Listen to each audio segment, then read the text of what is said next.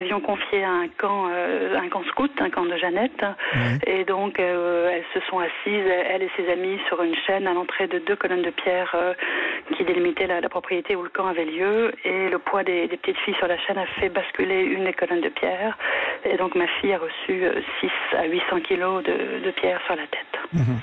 Donc elle est décédée sur le coup. On imagine bien qu'au départ, c'est l'effroi.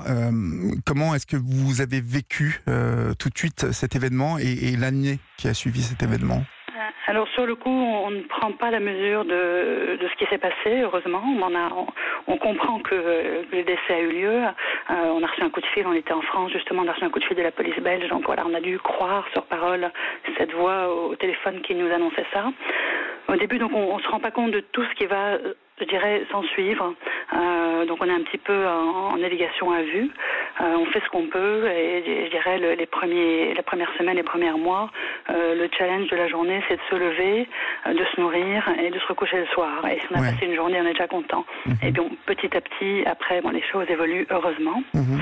Ce qui a été fondamental dans cette évolution dont vous parlez, et salvateur, c'est la présence de vos amis, mais pas toujours de ceux sur qui vous auriez pensé pouvoir compter dans un tel événement. Voilà, et donc ça, c'est quelque chose que j'ai vécu moi, mais que d'autres aussi ont vécu dans les mêmes circonstances.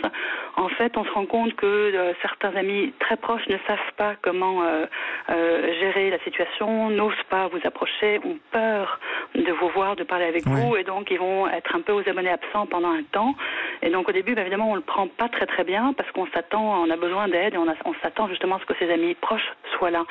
Mais à l'inverse, heureusement, il y a aussi des gens qu'on connaissait peut-être moins bien, qui, par leur vécu par exemple, ou quoi que ce soit, vont ne pas avoir peur de vous et vont venir vers vous sans que vous l'ayez demandé. Et finalement, il faut saisir toutes les mains qui sont tendues. Et donc voilà, tout le paysage autour de nous, le paysage amical bouge à ce moment-là. C'est un peu surprenant, mais c'est comme ça. Et encore une fois, ce n'est pas que mon histoire, mais celle de beaucoup d'autres également.